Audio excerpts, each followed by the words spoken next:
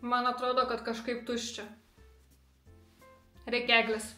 Tai sveiki visi atvykę į mano kanalą. Aš darysiu Eurokos advento kalendoriaus vėlgi apžvalgą ir aš manau, kad kol darysiu YouTube kanalą, tol man tai bus tiesiog kiekvienų metų dalykas padaryti Eurokos advento kalendoriaus apžvalgą, pažiūrėti, ką galima gero jame gauti. Šiais metais man jis kainavo apie 30 eurus. Gal trečią tada šitą kalendorių jau darau. Vienais metais gal kainavo 29-30, kitais metais brangiau šiek tiek ir šiais metais labai panašiai, gal netgi kaip pernais. Matom tendenciją, kad kol kas advento kalendorius svyruoja tarp 30 eurų. Tai yra iš tikrųjų labai įperkama, ypač kai vos ne visam mėnesiui mes turim tų langelių, tų produktų. Irgi vien iš kainos galim jau spręsti. Turbūt jau ir apsimoka, bet žinoma, labai svarbu vėlgi, kokie brandai stepsis tarp tų langelių. Tai čia yra įdomumas. Tai aš padarysiu jum paslaugą ir šiandien išpakuosiu visus langelius. Kiek žinau, turėtų būti 25 dovanos, tai kaip ir pernai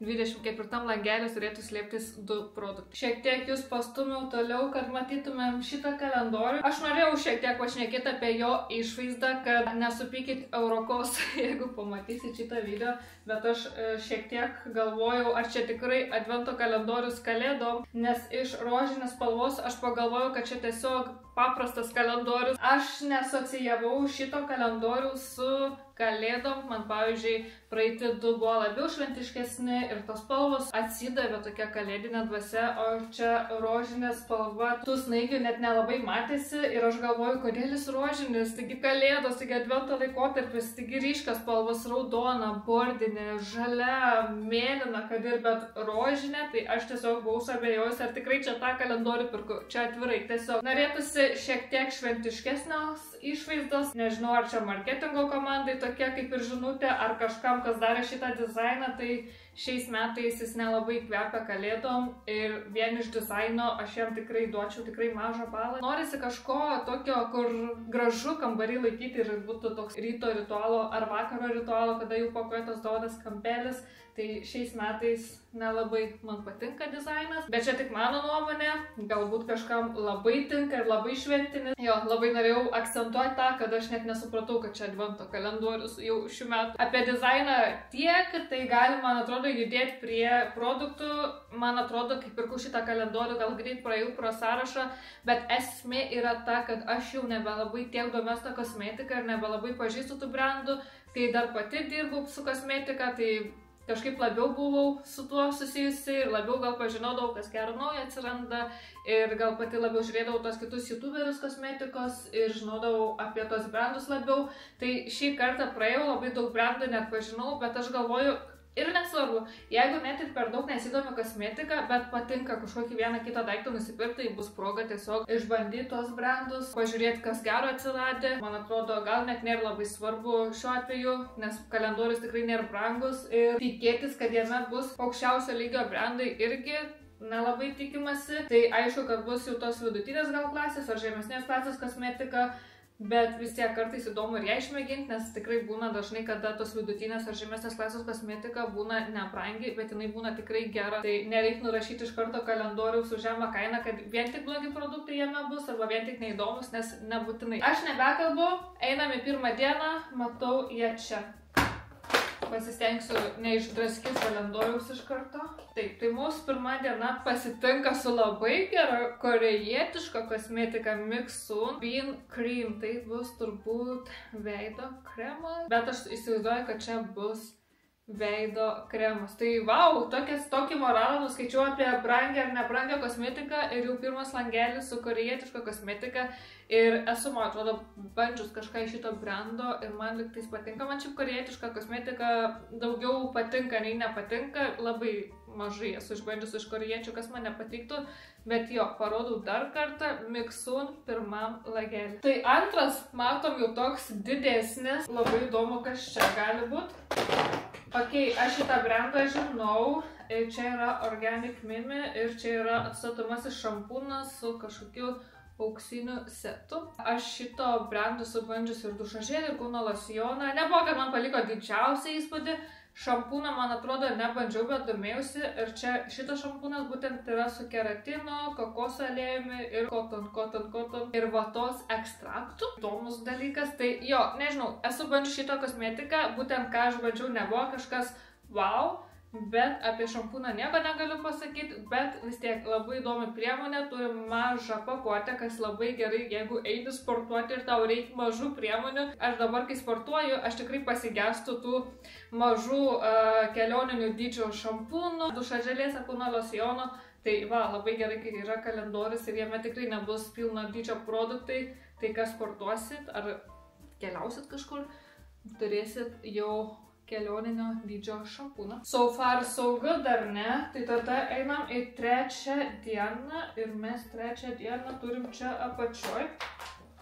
Ir čia lūpdažis iš Glam of Sweden. Lūpdažis atrodo man pigiai labai sorry. Jos spalva irgi nelabai tokia šventiška, labiau sakyčiau brandžiai moteriai ir nelabai jaunatviškam žmogui. Nežinau, jaunas žmogus, kuris nešiotų tokį lūpdažį, nes jie nemadoja ir kaip pasakyti, tiesiog netrendina.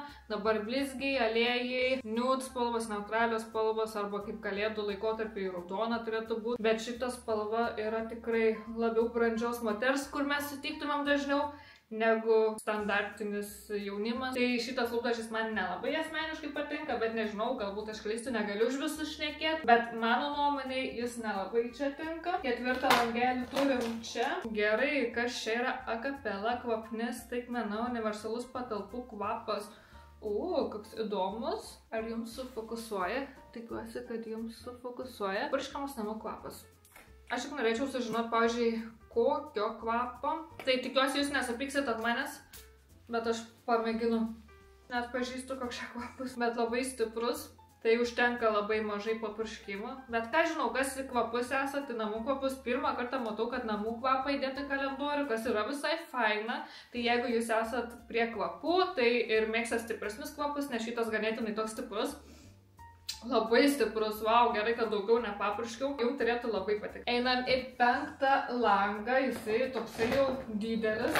Aha, didelis, nes čia yra veido kaukė iš Daniela Creations ir čia yra Rose Gold Shimmer veido kaukė, kuri yra su hialurono rūgštim, cruelty free, gluten free, be mineralinio aliejų ir atrodo štai taip. Mano katė labai draskosi į duris, tai įleidžiu. Tai irgi nori išpakuoti kalendorių.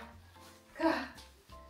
Nori kalendorių kartu pakuoti. Jeigu užsidarau duris kambarį, tai visada žinau, kad mano katė kažkurio momentu ateis ir su nagais per duris, kad irgi pabūt kartu. Turim veido kaukę, šiaip veido kaukės dažnai eina į advento kalendorius. Ir atrodo, kad tikrai daug skysčio viduj. Šito brando tikrai nežinau, negaliu pasakyti ar geras ar ne, bet fainai. Tada eisim mes į šeštą dieną ir šešta diena yra labai mažas rutuliukas. Irgi Glam of Sweden.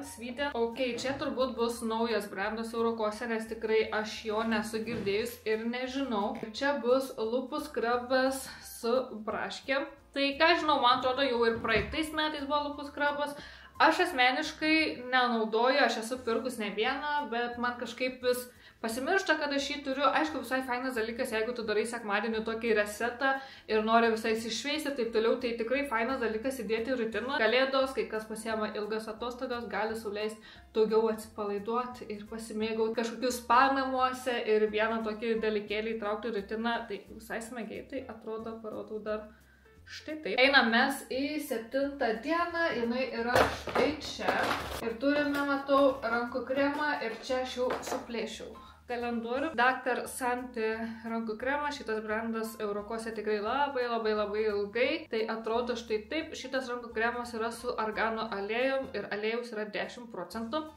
Tai rankų kremas visada reikalingas, jau nebesikartosiu, jau reikia tokiu metu. Ir kai bent jau vienas yra įdėtas, nusakau bent jau vienas, bent tiesiog, kai yra vienas įdėtas, tai jau tikrai bus daiktas, kuris tikrai bus naudojamas. Mes turim 8 dieną ir judame į šitą langelį. Ir yra Jonzak priemonės, tai šitas priemonės jau tikrai buvo tarp ankstesnių adventų kalendorių.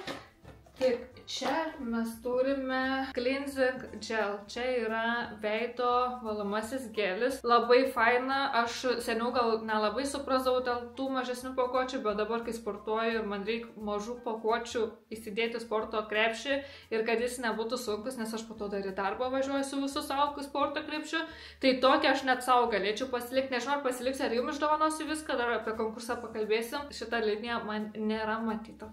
Tai dar viena gera priemonė. Einam į 9 dieną ir kur jinai yra, štai čia.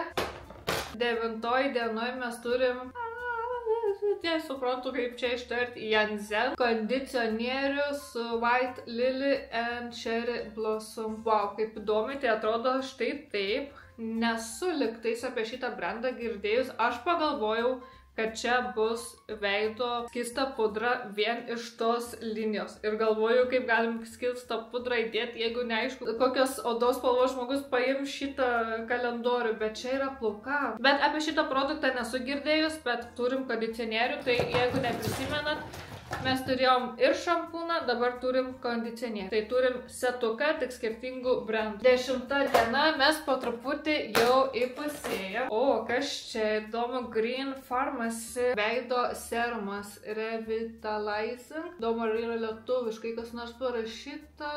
Žodžiu, yra su keramidais, su rože, kuris maitina, gaivina, drakina, tai žodžiu, atrodo štai taip, labai įdomus produktas. Jis yra natūralus, 98% natūralios kilmės ingredientų. Pakuotė faina tokia atrodo, tokia įdomi. Aš nesu bandžius iš Green Pharmacy, man atrodo, dalykų, bet jie irgi ilgai turi šitą brandą. Vienas tokių įdomesnių jau variantų. Gerai, judam 11 dieną ir kur yra 11? Matau iš to pačio keisto brando, kur kaip atrodė, mes turim kūno losioną su Green Amber Leatherwood. Ir atrodo štai taip. Nesu nieko bandžius apie šitą brandą, nieko nežinau, bet iš vieno brando turim jau 2 produktus. 12 dieną kažkaip mums čia greitai gaunasi. Jau yra mažesnis langelis. Ir turim kažką įdomaus. Šitas langelis per mažas buvo priemoniai. Išdraskiau. Gerai, čia yra kažkas labai įdomus. Aš jau kaip suaugęs vyresnio amžiaus žmogus jau šitaip skatau, nors aš matau normaliai. So Flow. Aha, kas čia lenkiškai parašyta, aš nesuprantu, kas čia yra. Aš neįsivaizduoju, čia niekur nėra parašyta net angliškai. Parodau tiesiog, kaip atrodo produktas. Kas suprantat lenkiškai?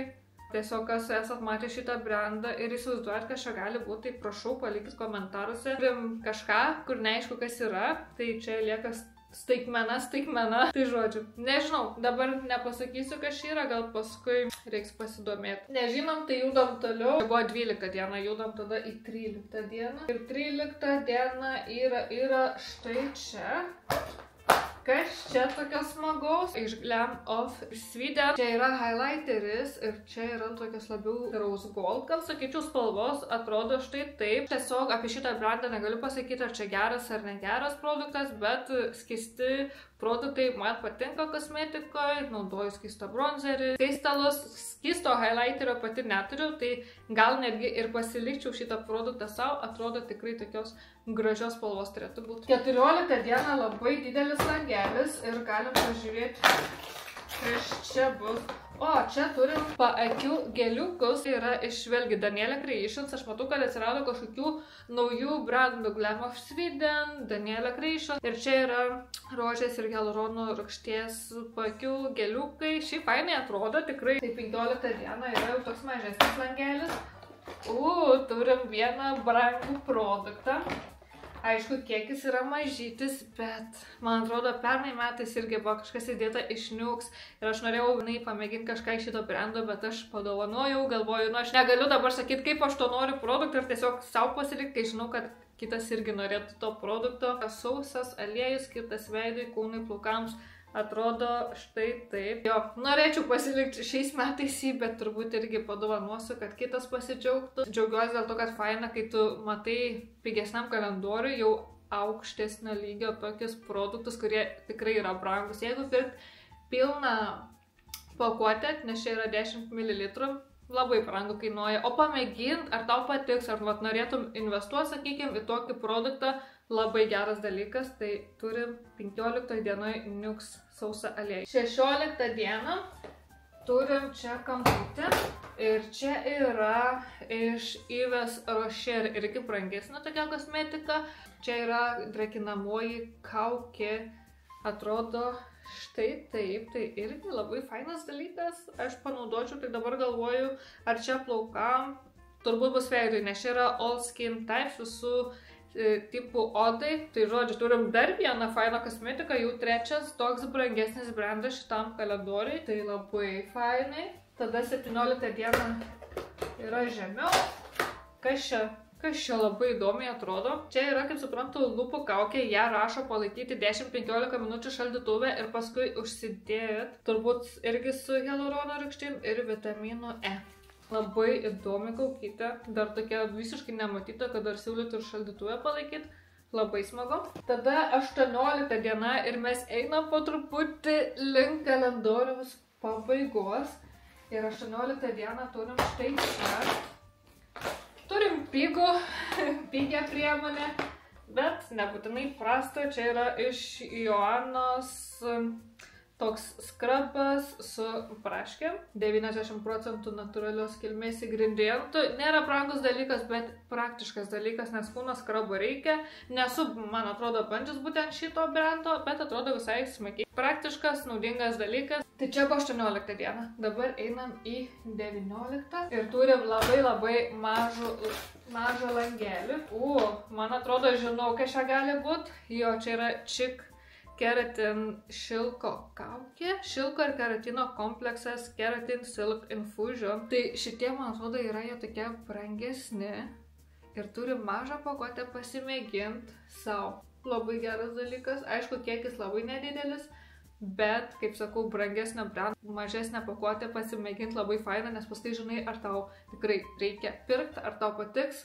Tai turim Chic keratino kompleksą kelintoj. 19 dienoj. Eiktų savo liko labai nebedaug, iš tikrųjų, kaip greit praeina, tai būtų faina visai, iš tikrųjų, pasimėgau to advento kalendoriui dieną iš dienos, nes labiau džiaugiesi tada dalykais, negu kad čia greit praeini, bet judam tiesiog į 20 dieną, kuri yra čia apačioj.